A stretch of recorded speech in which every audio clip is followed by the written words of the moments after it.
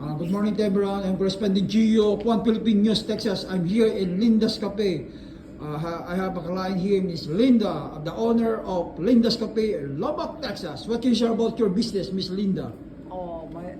Come and eat at Linda's Cafe. Dine in and to go.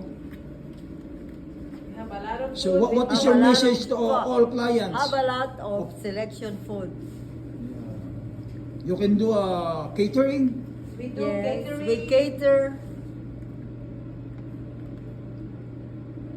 What is Whatever your food you want, foods here?